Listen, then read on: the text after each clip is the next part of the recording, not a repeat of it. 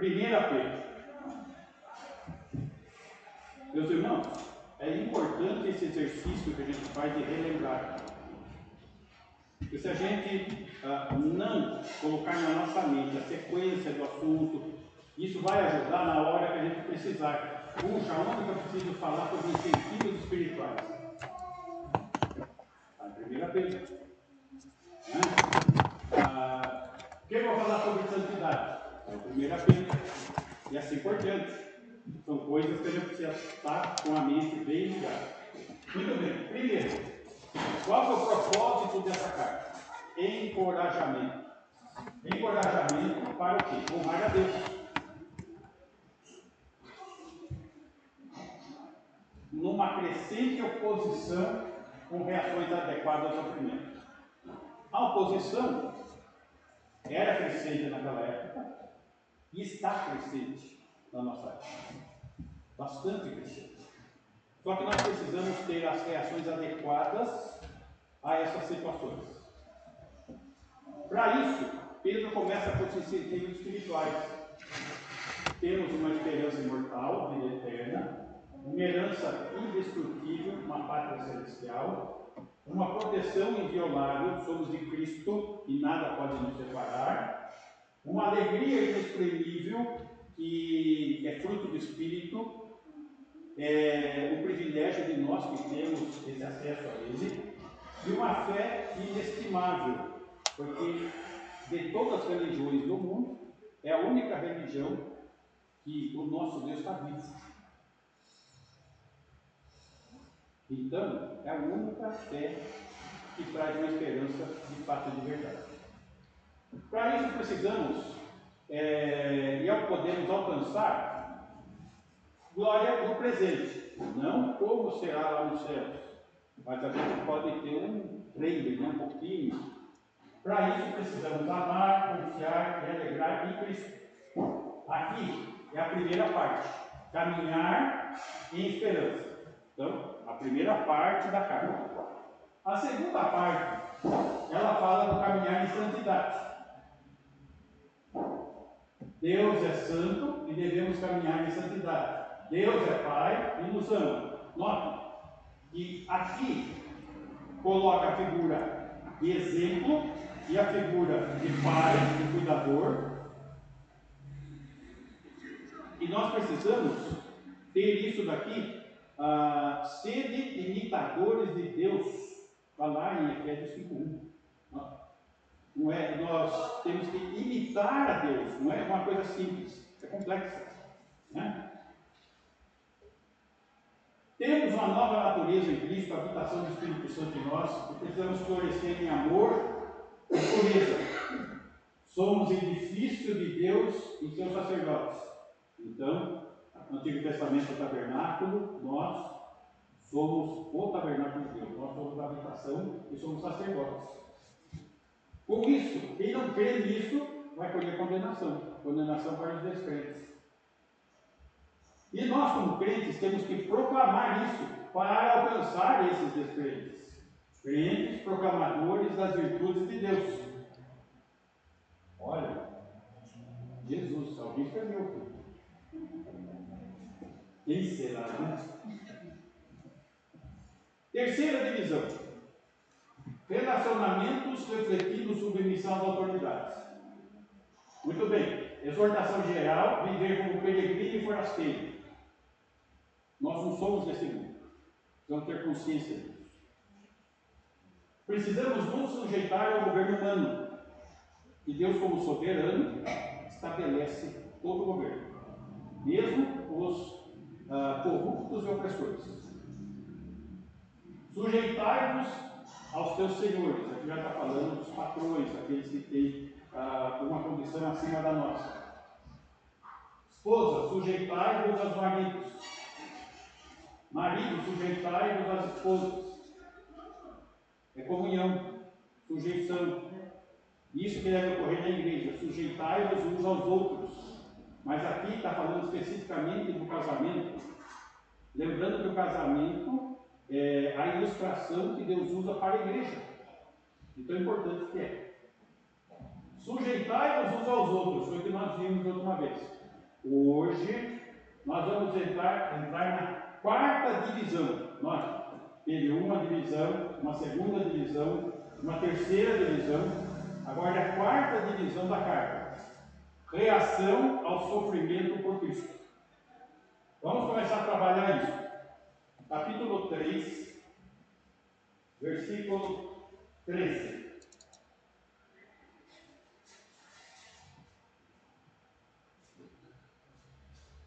E qual é aquele que vos fará mal, se for de seguidores do bem? 14. Mas também, se padecerdes por amor da justiça, sois bem-aventurados. E não temais com medo deles, nem os turbeis. Muito bem, Paulo, já fui procurar o. Então, aqui vai estar trabalhando o quê? A reação do crente frente ao sofrimento. E o versículo 13 e 14, ele vai trabalhar os aspectos dos maus tratos pela prática das virtudes cristãs. Muito bem. Pode acontecer isso? Pode. Já aconteceu muito na história e pode continuar acontecendo. Tá? Voltando no 13 para mim, por favor. E qual é aquele que vos fará mal, se for de seguidores do bem? Aparentemente a resposta seria ninguém. Agora, depende da dimensão desse mal que está sendo dito aqui. Se é nos separar do amor de Cristo, ninguém. Se é não permitir que a gente sofra nenhuma situação, isso não. Pelo contrário, o propósito da carta é encorajar a uma oposição. Então existe a oposição. E é essa questão que está sendo trabalhada aqui nesse versículo. Então, em termos gerais, aqueles que seguem o caminho da justiça, eles normalmente não são maltratados. Normalmente. Né? A pessoa faz o bem, tudo. Mas vamos lembrar, Jesus fez mal alguma vez na vida? Mas foi chamado de malfeitor. E tratado como quem fazia mal. Não sei se os irmãos lembram, quando na viagem missionária de Paulo, ele chega numa cidade e cura um paralítico. O pessoal fica alvoroçado, querem adorar Paulo, chamando ele de Apolo e tal. Né? Ele fala, não, eu só oro com você, é o Senhor que curou. Nisso já tinha no meio do povo lá, alguns judeus infiltrados, que estavam perseguindo Paulo. Eles movimentaram o povo e apedrejaram Paulo. Aparentemente, eles acharam que ele tinha morrido. O que ele tinha feito? Curado uma pessoa aleijada.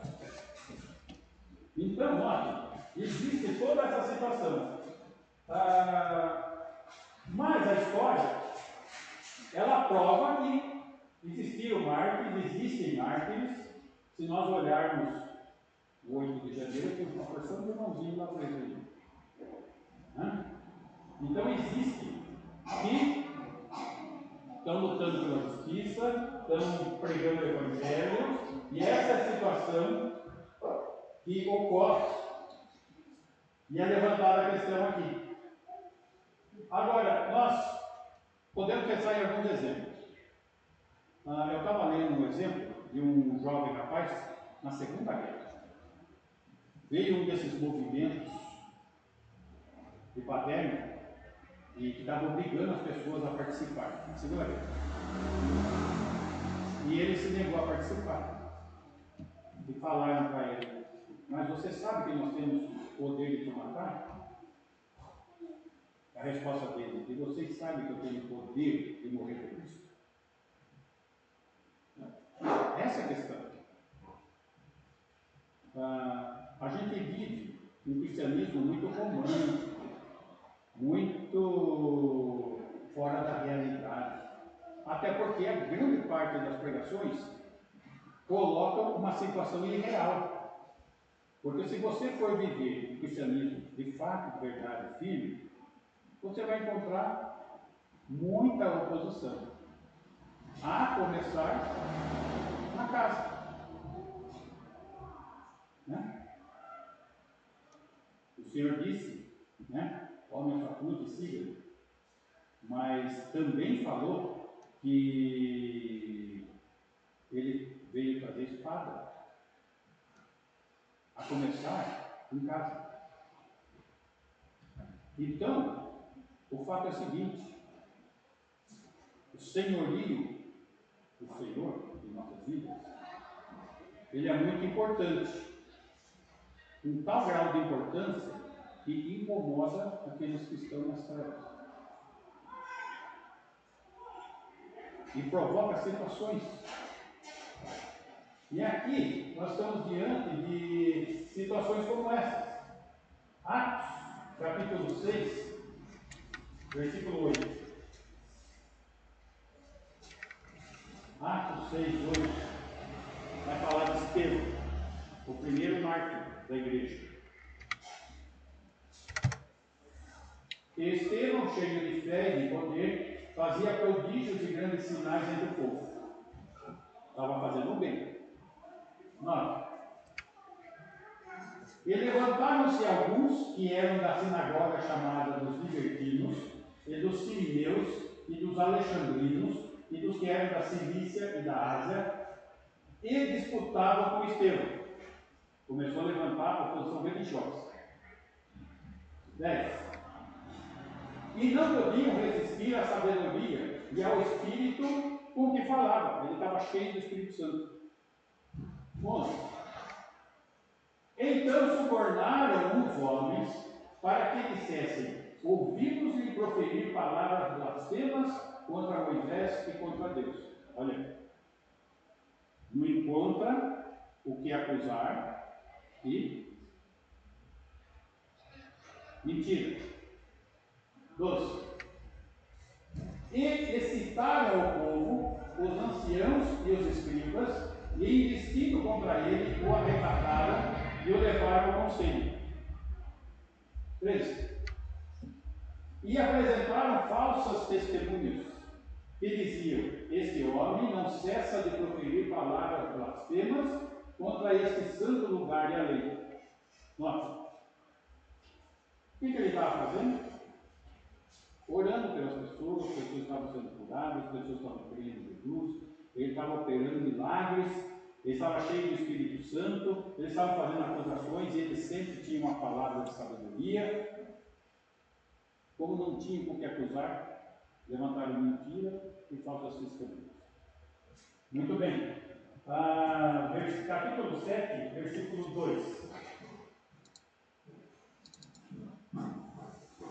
E ele disse: homens, irmãos e pais, ouvi. O Deus da glória apareceu a nosso pai Abraão, estando na Mesopotâmia, antes de habitar em Harã. Ele começa a pregar lá no conselho. Puxa, mas ele vai fazer uma pregação objetiva? Ele vai lá no comecinho e começa a acordar Abraão. E vai seguindo, ponto a ponto. Versículo 37. Este é aquele Moisés que disse aos filhos de Israel. Ele sai de Abraão para Moisés: o Senhor vosso Deus vos levantará dentre vossos irmãos um profeta como eu, a ele vireis. De quem que ele está falando? De Jesus.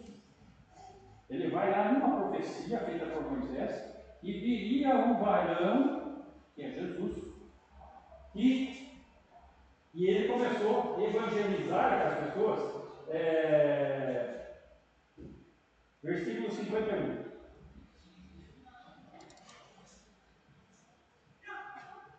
Homens de dura serviço, e incircuncisos de coração e ouvido, vós sempre resistis ao Espírito Santo, assim vós sois como vossos pais. Ele está acusando os seus ascendentes, os pais. Vão lembrar que existe todo o respeito envolvido com os antecessores. 52. A qual os profetas não perseguiram vossos pais? Até mataram os que anteriormente anunciaram a vinda do justo. Está falando de Jesus. Do qual vós agora fostes traidores e homicidas. Gente, ele está falando na cara de cada um tudo que precisa ser. Ele não estava endossando a situação, não estava tentando assim, não, eu vou ser sutil, não. Ele estava indo de frente, é isso. 53. Vós que recebestes a lei por ordenação dos anjos e não aguardastes, vamos lembrar que quando Deus mandou escrever a lei, Moisés foi lá escrever, não deixou só Moisés escrever, os anjos também. Tá? E eles são servos. Tá? E ouvindo eles isto, enfureciam-se em seus corações e rangiam os dentes contra ele. Imagina a raiva que eles estavam. Estamos a ponto de ranger os dentes. 55.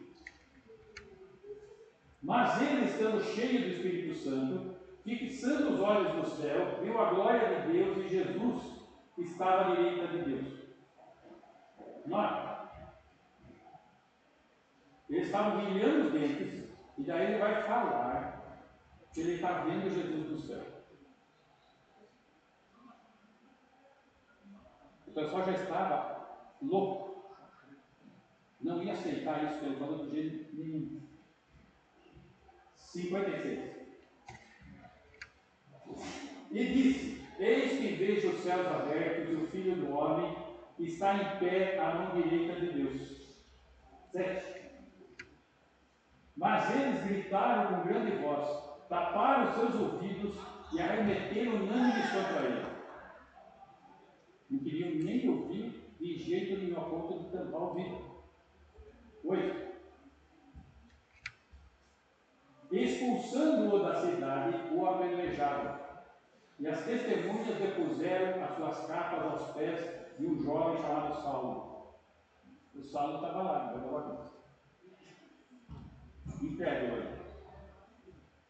59.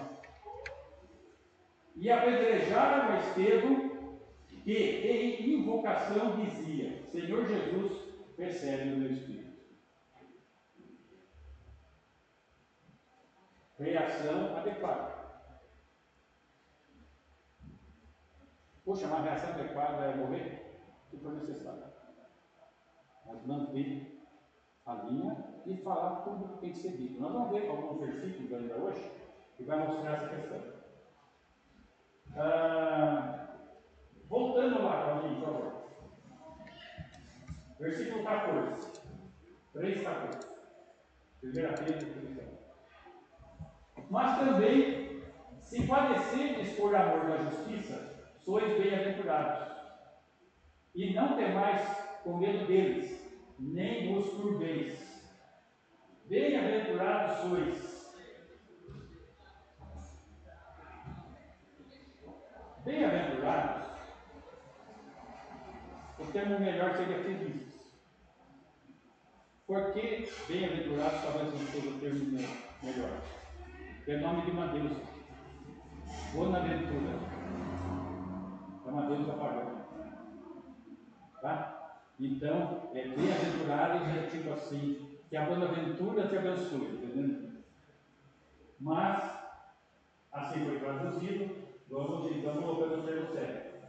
Feliz, ou seja, com uma alegria indizível, cheia de glória. 1 Pedro mesmo, capítulo 1, versículo 8, nós já vimos isso. Ao qual não havendo visto a mais, no qual não o vendo agora, mas crendo, vos alegrais com gozo indescritível e glorioso. Essa felicidade que eu estou falando. Então, essa felicidade que nós temos que almejar. E é uma felicidade que traz tanta certeza, porque olha só, não havendo visto a mais, não vendo agora, mas crendo, é fé, é confiança. Tá? Então, aqui está trabalhando o quê? A condição interior do coração do crente. Em contraste com o profundo religiosidade que há no mundo cristão, hipócrita, que não vive, que não conhece, que não crê de fato de verdade. Era o que aconteceu lá com Estevão. Quem eram todas aquelas pessoas que apedrejaram ele? Os religiosos. Então, notem, a oposição vai começar onde? No mundo religioso. E são rápidos, gente. São rápidos. Teve uma época que eu estava indo na roça, lá do lado do Piracaia. Eu fiquei uns 4 meses visitando as casas na roça, evangelizando. Depois de uns 4 meses, eu encontrei as porteiras com cadeado. O padre mandou não me receber. Muito bem. Fui para a cidade, fui em Joanópolis. Fiz uma pregação. Na semana seguinte voltei, o pastor já tinha proibido. Uma vez só que eu fui. Foi bem mais rápido que os padres. Agora, por que eles proibiram? Veja só. Eu não vi o pastor, não conheço ele. Eu só sei de uma coisa. Tinham 10 jovens presentes. Todos membros ativos, equipe do louvor, tudo da igreja. E o que eu fiz naquele dia? Evangelismo. Todos eles levantaram a mão entregando a vida para Jesus. Agora, um pastor que não quer que as suas ovelhas creiam de verdade em Jesus, já proíbe, já de cara. O que esse pastor falou? Falou que Jesus morreu, ressuscitou e quer ser nosso Senhor e entregou a vida para Jesus. Ele não quer falar isso? Percebam só como são as coisas. Muito bem. Não vos amedronteis. Voltando lá no nosso texto, verso 14.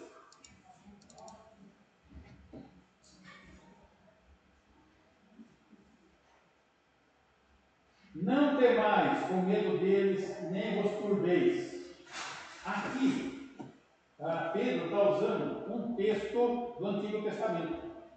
Vamos lá, Isaías, capítulo 8, versículo 12.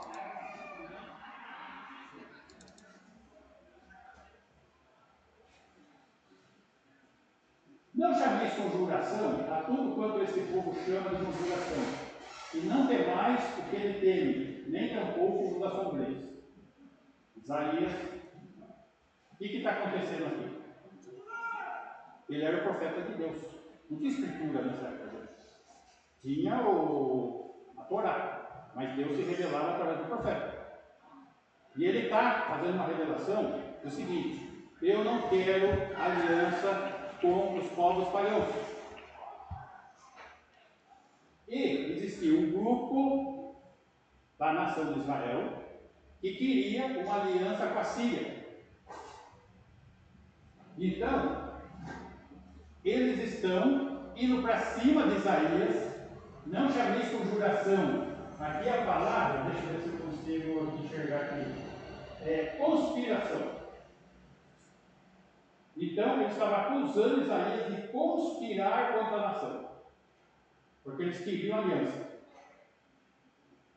Então, ele estava dizendo: não temam, o inimigo está vindo, a Síria vai invadir, não temam, não tem que fazer aliança com eles, confie em Deus,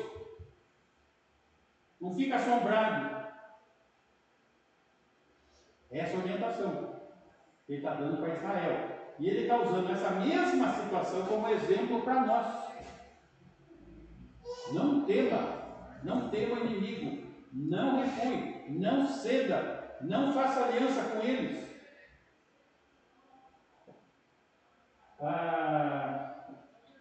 Versículo 15,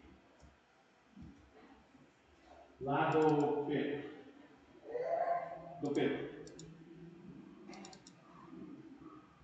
Antes santificai ao Senhor Deus em vossos corações. Não tema, santifica a Deus em vossos corações, e estáis sempre preparados para responder com mansidão e temor a qualquer que vos pedir a razão da esperança que há em vós. Note, normalmente, a gente ouve muito falar desse pedacinho último aqui. Devemos estar preparados para falar a razão da nossa fé. Mas em que contexto que está falando aqui? De não ceder, de perseguição, de avanço do inimigo, igual Estevão fez. Ele falou tudo o que tinha que falar na cara do inimigo. Aí, voltando agora, Paulinho, no Isaías, capítulo 8, versículo 13. Ao Senhor dos exércitos, a Ele santificai, e seja Ele o vosso temor, e seja Ele o vosso assombro. Note que muitas vezes as pessoas temem menos a Deus e temem mais aos homens. É isso que está sendo confrontado aqui. E note que aqui ele usa Senhor dos exércitos, ele está falando de Jesus Cristo, mas é o mesmo versículo. Ou seja, Jesus é Deus. E ele é o Senhor dos exércitos. Não temos o que temer diante dos inimigos. Só que ele está colocando dentro de um contexto diferente de lá de trás. Um contexto onde os inimigos são os religiosos. E acha que hoje os inimigos são mais que os religiosos. Hoje também é a sociedade. Porque a sociedade está totalmente corrompida. Qualquer fala contrária à perversão que está ocorrendo, você não está bem da cabeça. O que é isso? Valores invertidos. Então, aqui Pedro está usando um exemplo, tratando aqui dos maus tratos, né, que podem ocorrer, mas nós devemos manter o quê? A consciência limpa. Vamos lá, versículo 15.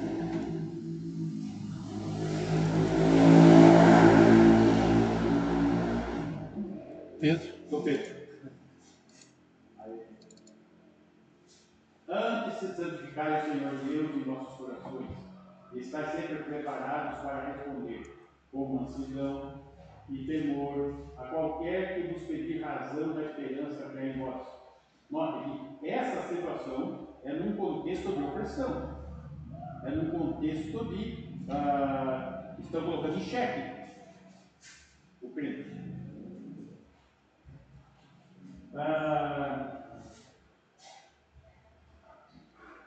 E o exemplo que ele dá é santificai a Cristo como Senhor no vosso coração.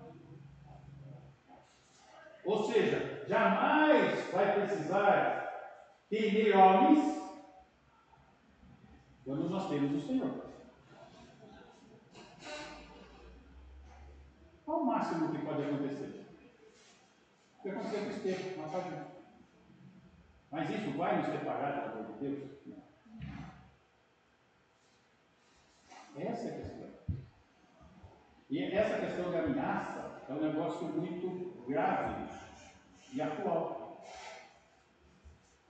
O que está acontecendo hoje? Vocês estão presenciando. O STF não ameaçou a testemunha contra o Bolsonaro. Olha, nós vamos perseguir seu pai, sua mãe, sua mulher, seu filho. Nós vamos... ele contou a história que eles queriam. Mas não é isso que o Deus está fazendo. Não é isso. Será que aqueles crentes não têm perseguição de matarem pai, mãe, esposa? Não.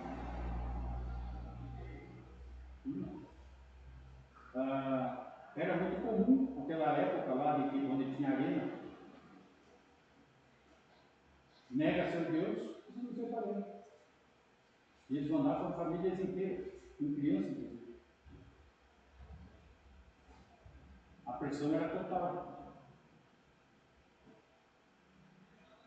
E está começando uma pressão razoável, gente. Razoável.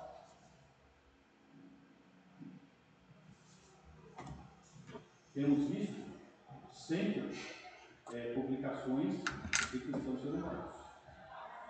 Mortos na Índia, mortos na Nigéria, China, até na América Latina, Nicarágua, Peru. Exatamente. No ritmo que as coisas estão indo, aquele tipo de governo vai vir aqui. Já está. Às vezes conseguiram domínio total aí. Mas precisamos estar convictos da nossa fé para vivermos isso. Ou morrermos por isso.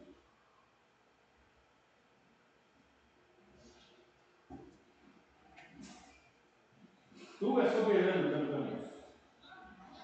E é isso que está em jogo no nosso texto. A soberania. Então, nós temos que. Qual a condição que se era aqui? Diante de opressores, do governo, das autoridades. Note, sujeitai-vos ao governo humano. Mas quando se trata da palavra de Deus, não. Dizem que não contrapõe. Contraposto, a gente fica do lado da palavra de Deus.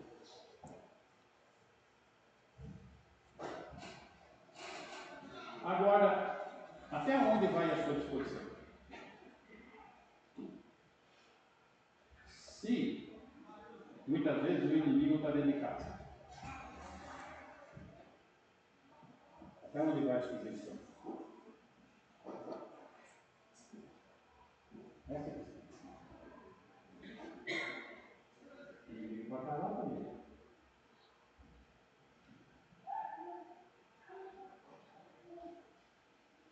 Aí, essa é a prova, tá certo? Até onde vai a nossa fé? Até onde é essa convicção?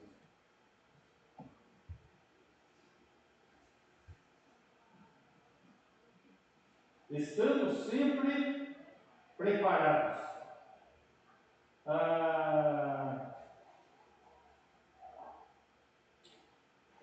Essa questão de estar preparado significa sempre de pronto, sempre pronto para uma situação dessa.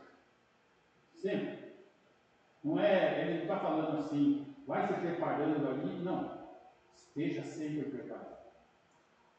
É condição permanente, tem que estar pronto para tudo isso. Para responder,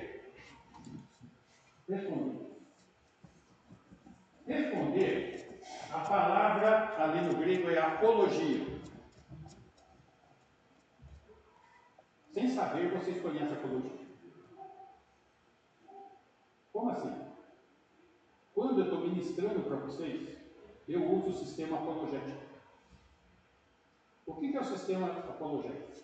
Você olha todas as opiniões, todos os textos contrários e contrapõe. Ou seja, apologia é defesa da fé.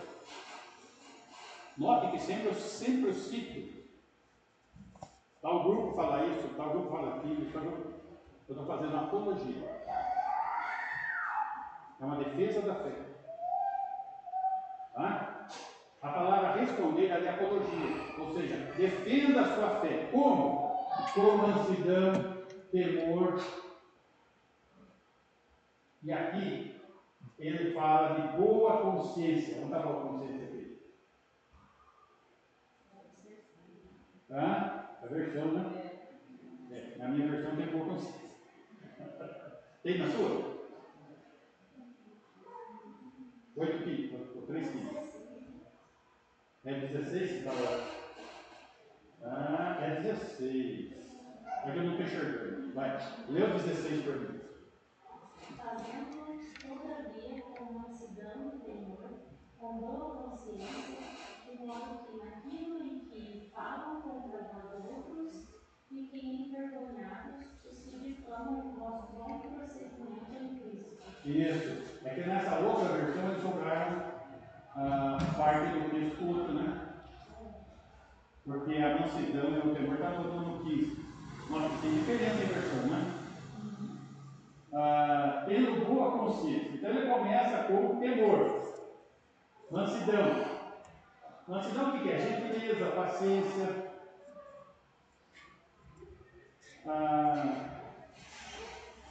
É uma luta. Eu não sei os irmãos. Eu tenho paciência meio curta. Os irmãos acham que eu tenho muita paciência. Normalmente falo isso para mim. Nossa, eu tenho muita paciência. Na verdade, vocês já viram a pessoa quando segura? Morre. Agora, se for italiano, não pode morder o dedo. Você viu isso? Se o italiano olhar para vocês assim, ele está jogando forte. Um sinal automático. Né? Ele não vai falar nada, estava assim. Pronto. Pode contar que vamos concretar o bicho. Mas, paciência. É necessário mansidão. Mateus 11, 23. 11, 29. 29. 9, por isso apareceu. Tomai sobre vós o meu jugo, aprendei de mim, que sou humilde, sou manso e humilde de coração, e encontrareis descanso para as vossas almas. Então, o Senhor é a mansidão, Ele é o exemplo a ser seguido. Então, não podemos deixar o velho homem dominar. É uma luta. Carne milita contra o espírito contra a carne. Precisa segurar isso. Temor, reverência, submissão. Provérbios 14, 26.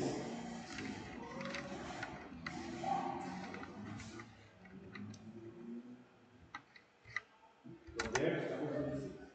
No temor do Senhor, há firme confiança, e ele será um refúgio para seus filhos. Note a ligação do temor do Senhor com a família. O temor do Senhor, no temor, há firme confiança. E ele será um refúgio para seus filhos. E o que é boa consciência? Boa consciência nós conseguimos distinguir entre certo e errado. Sentindo paz com as suas próprias ações. Ou seja, você não tem culpa. Aquela acusação não tem nada de verídico para com a gente. Então, porque a pessoa que escreveu teve acusação falsa. Vocês perceberam que ele não se defendeu? Ele pregou. E o fato de ele não se defender não é fato. Ele pregou e levou aqueles homens a uma fúria. Agora, já estava lá porque eles já estavam bravos, não vai ficar mais. Hebreus, capítulo 13, versículo 18. Hebreus 13, 18.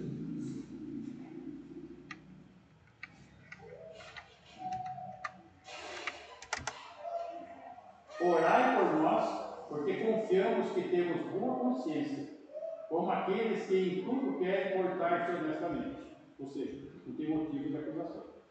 Não dá motivo de acusação. Isso é boa consciência. De modo que, voltando no nosso versículo 16,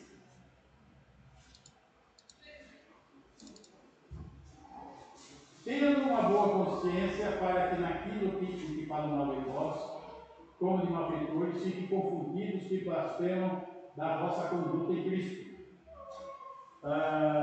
De modo que, na minha versão, como que está onde está esse de modo que?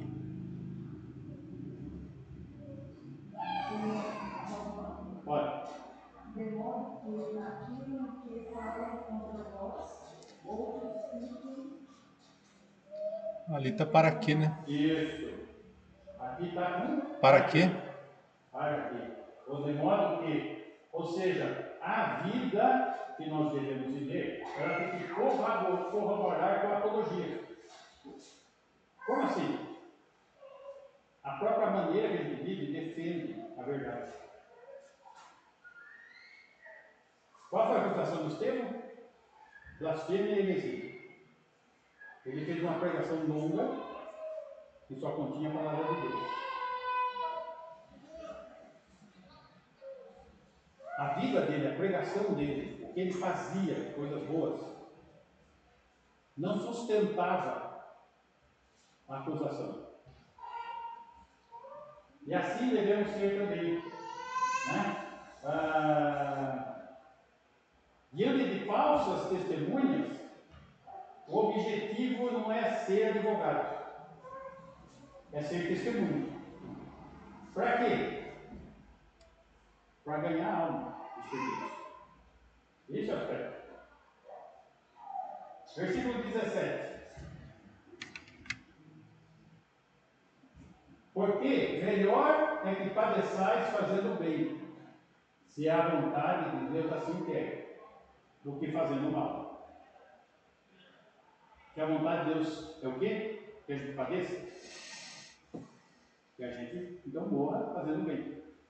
É isso que o texto está falando. E aqui, nós temos que pensar em alguns exemplos.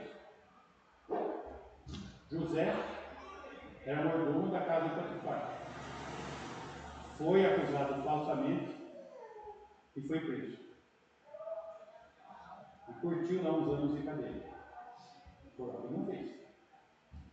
Mas ele tinha um propósito para ele. Interessante o propósito de Deus que ele sai da cadeia para primeiro-ministro do Egito. Outro exemplo, Daniel. As autoridades da Babilônia estavam irritadas com Daniel. Porque Daniel, eles não encontravam ponto para acusar Daniel. E as ações que Daniel fazia eram tão. Faziam bem, tomavam as decisões corretas, era honesto. Isso estava irritando as outras autoridades. Eles fizeram uma pegadinha, porque não encontraram o que acusar ele. Então, vamos providenciar um decreto aí que não pode orar. Ora, por que fizeram isso? Porque não encontravam acusação. A única coisa que eles olhavam, não, ele vai orar a tal hora e tal hora ele vai estar orando. Vamos fazer um decreto para tirar uma cilada. Nota, assim são as coisas. E Deus abençoou Daniel. Mas ele foi acusado e foi aceita a acusação. Então, via de regra, os cristãos não criam problemas. Mas apenas a presença deles gera situações. Geram situações, porque imagina você no escritório, aonde você é o certinho. Aí os outros vão ficar incomodados. Não é certo. Mas nós temos que viver com isso. Não temos que ceder. Não temos que compactuar. Essa é a questão. E é isso que está aqui. Filipenses 2,15. Já estamos concluindo. Filipenses 2,15.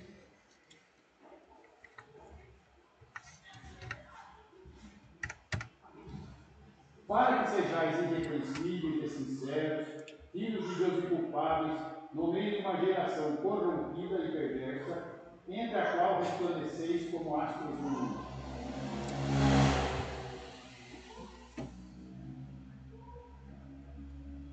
O mundo jaz no maligno. Essa é a realidade. Trevas é a realidade deles. E a nossa realidade é ser luz. E para ser luz, irrepreensíveis, sinceros, inculpáveis. Efésios 5:11.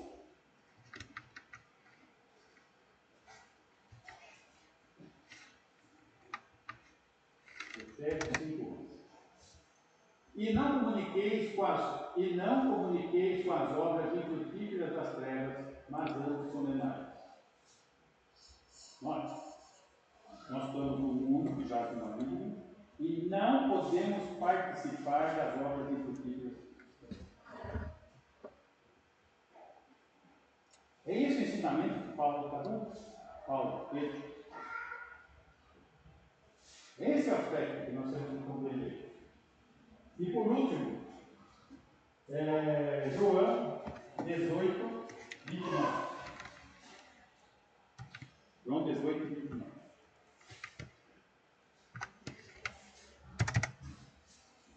Então Pilatos saiu fora e disse-lhes: que acusação trazeis contra este homem? 30.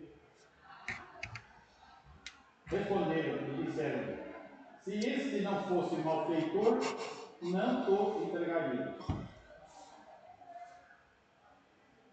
3 anos e meio, fazendo milagres, prodígios, libertações, socorros, pregações, conversões. Malfeitor. Por isso estão condenados. Por isso Jesus fala: tome a sua cruz e siga. Me perseguiram, perseguir vocês também. Essa é a realidade. Não é aquele mar de flores que está sendo pregado por ele. Essa é a realidade. Só que nós somos mais que vencedores em Cristo Jesus. E nada pode nos separar do seu amor. Olha aqui os desenvolvimentos espirituais. O Senhor nos ajude. Amém? Amém. Vamos ficar em pé, vamos orar nesse canto.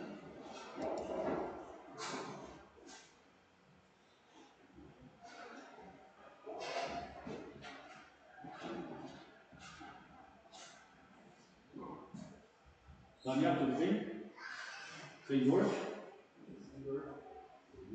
Você faz essa oração?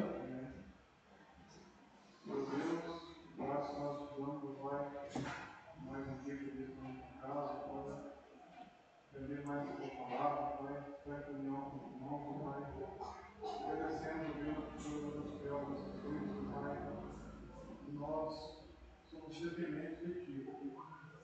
Deus está guardando, Deus, nessa semana, Deus, somos os irmãos que puderam estar aqui, Pai, Senhor, aqueles que estão enfermos, Pai, que o Senhor seja comigo, Pai, e que o Senhor seja conosco, Pai, nos dando sabedoria, a cada dia aprender mais a Tua palavra, nos esforçarmos, Deus, que nós possamos aprender e levar a Tua palavra, nos ouvir com a Sua vida, Deus, que se expõe, nos ensinar a Tua palavra, nos maridos, crianças, Pai, seja sempre conosco, Pai, nos dando força, discernimento, entendimento.